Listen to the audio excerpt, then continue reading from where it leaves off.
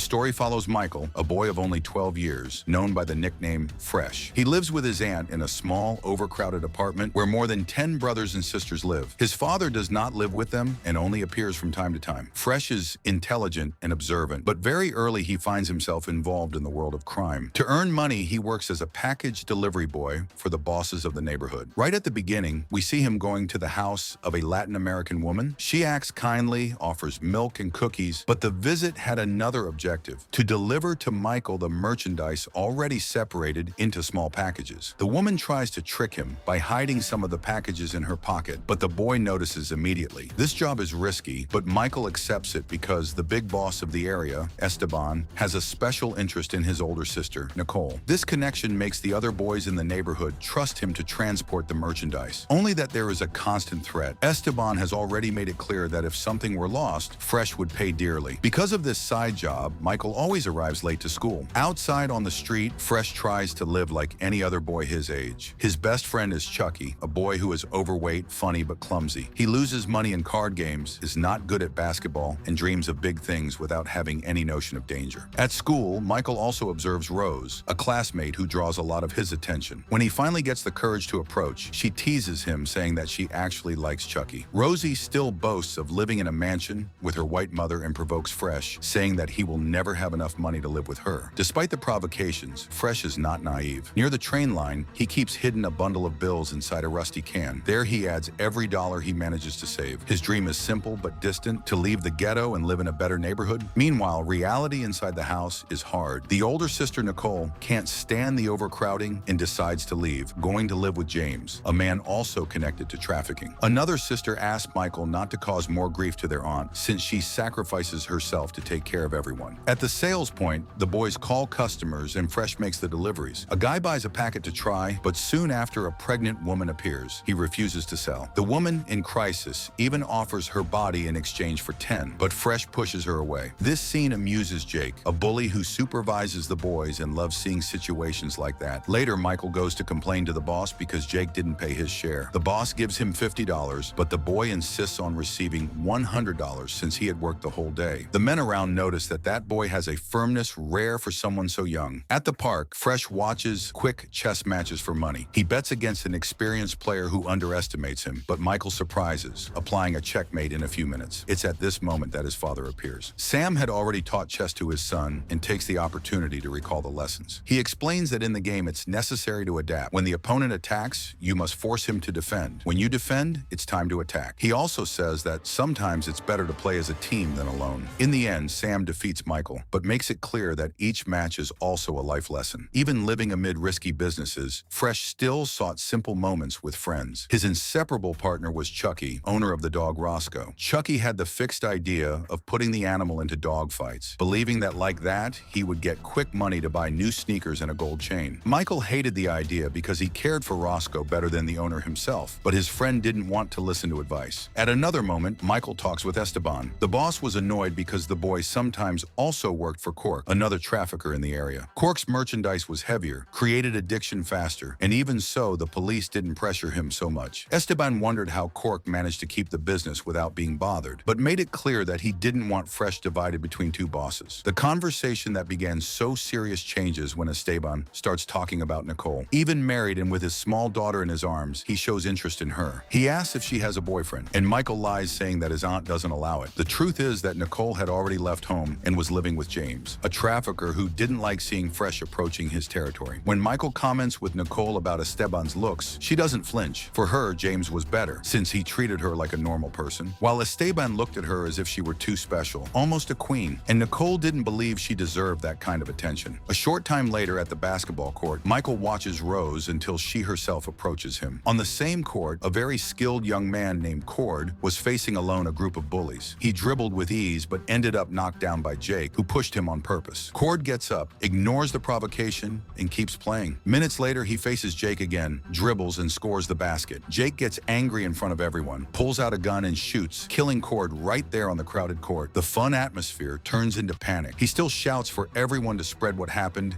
as if it were a warning. Michael is paralyzed, unable to run with the others. To make it worse, a stray bullet hits Rose, who dies before his eyes. When the police arrive, Fresh lies, saying that he only heard the gunshots, but the trauma stays with him. In the chess matches, he starts to feel each lost piece as if it were the loss of a real friend. His father, Sam, notices this and tries to teach him again. He explains that in the game, the pieces are not people, but means to reach the enemy king. He says that sometimes it's necessary to sacrifice allies, and that a good player needs to learn to destabilize the opponent before attacking. Even with so many lessons, Fresh had never managed to beat his father. Later, Sam takes Michael to his trailer. The place reflects his life, full of chessboards, scattered bottles, and walls covered with photos of great masters of the game. Sam says that he has already played against several of them, but almost never won. Even so, he believes that if the matches were on the streets, with time counted and money at stake, he would have the advantage. During the conversation, he remembers Nicole when she was a child, describing her as an angel, so sweet. Meanwhile, Chucky takes Roscoe to the dog fight. The dog did not have the build of a fighter, but surprises and wins against the fiercest opponent of the round. The crowd gets excited, and Jake watches everything closely. Their eyes meet, leaving a dangerous tension in the air. Chucky leaves thrilled, gets the money, and feels victorious. But Fresh insists that he should never again take the dog to that place. For Michael, there was another way to earn money without putting the animal at risk. At home, Fresh carefully sets up a chessboard and warns his sisters not to move the pieces. What seemed just like a game was, in fact, the strategy he was beginning to apply in his own life. Soon after, Fresh accompanies Chucky to Esteban's house. There, the boy is shocked. He finds Nicole, his sister, under the effect of drugs, lying on the boss's bed. Esteban cynically thanks Michael for sending his sister to him and expels Chucky from the room. Then he says that Fresh must start acting alone and promises that soon he will move up in the business. Shortly after, Michael looks for the supplier, Hector. He asks for a large shipment, and to convince the man, he lies saying that he was working for Cork since Jake was hiding from the police. To close the deal, he hands over all the money he had been saving in the can near the train tracks. Fresh also invents that Hector's phone was tapped to prevent him from confirming the story with Cork. The supplier believes it and promises the delivery in 1 hour. Meanwhile, Chucky doesn't stop bragging. He speaks with excitement that now he will be important, that he will be rich, and that he will control the neighborhood. Another boy who was listening to the conversation asks Michael why he still hangs out with Chucky, since he only causes trouble and doesn't think before acting. A little later, Michael and Chucky go to a bookstore. Fresh had reserved books, and the intention was to use them to disguise the shipment inside the backpack, hiding the content from any inspection. On the subway, Chucky starts making a scene and catches the attention of a policeman. Fresh once again has to intervene to avoid problems, already tired of always covering up for his friend's mistakes. Later in the hideout in an abandoned building, Chucky shows 2 guns. Michael is in shock,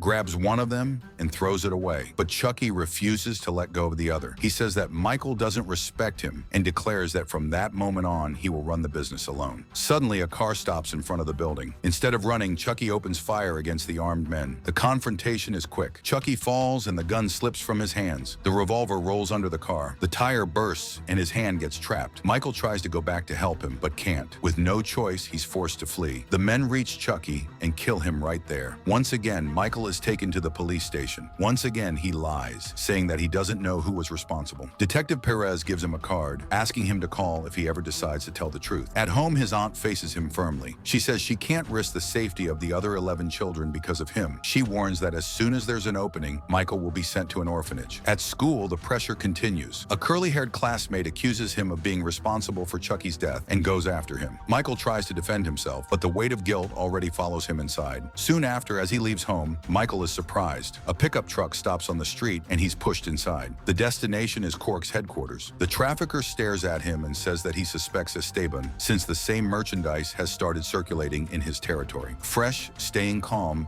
denies any connection and makes up that the one who hired him was Jake, putting all the blame on him. When Michael accuses Jake of treason in front of Cork, the man becomes furious and almost kills the boy right there. But suddenly, other men point guns at Jake. Fresh keeps the bluff with firmness, saying that Jake was stealing money from the small sellers, was hiding part of the merchandise, and was already plotting to take control of the business. Jake despairs, insists that Michael set him up, but Cork doesn't want to listen. To make an example and show who's in charge, Cork violently beats Jake and Red, two of his men and kills both right in front of everyone. Then he turns to Michael and asks who should take over the street sales. The boy answers without hesitation, James, Nicole's boyfriend, and explains that James only shows up at home after 6 in the evening, the perfect moment to surprise him. Next, Fresh goes to Esteban. He invents another story. He says he was attacked by Cork's men and says that the rival was planning to invade his territory. To reinforce the lie, he says that Nicole herself had revealed this. He also adds that James and Cork met frequently to bring Esteban down, and that night, after 6, there would be another meeting. Esteban is suspicious, but shortly afterward, he sees James with Cork and confirms everything with his own eyes. Furious, he declares, if it's war, then let it be war. Soon the war happens. Cork's gang is surprised and wiped out. Fresh watches from afar, eating a chocolate bar, as if calmly observing a chess move that he himself had planned. During the attack, James tries to run away, but is captured. When Esteban finds Nicole's underwear in James's room, he loses control and kills the rival immediately. In the confrontation, Chili, one of Esteban's closest men, also ends up falling. Michael observes everything in silence. He sees where Esteban hid the revolver and records every detail in his mind. Then the boss orders that the gun be thrown into the water and that the car used be abandoned somewhere else. He says that he himself will deal with Nicole. At that moment, Fresh asks to get out of the car, runs to a public telephone, and calls Detective Perez asking for help. Then he goes back to Esteban, pretending that he had nowhere else to go. Shortly afterward, the doorbell rings. The police arrive at the place. While Esteban goes to answer, Michael takes the opportunity to hide under the mattress the revolver that he had recovered from the car, together with 2 kilos of merchandise. The detective enters, saying that neighbors had heard shots and called the police. Fresh accuses Esteban of planning to kill Nicole, as well as having just wiped out all of Cork's gang, and also James, driven by jealousy. Nicole, desperate, tries to defend Esteban, but Michael replies, she only protects him because she's afraid of him. When the police find the weapon and the merchandise hidden, Esteban realizes that he fell into the boy's plan. Michael then declares that he's willing to testify against him, but imposes a condition that he and Nicole receive protection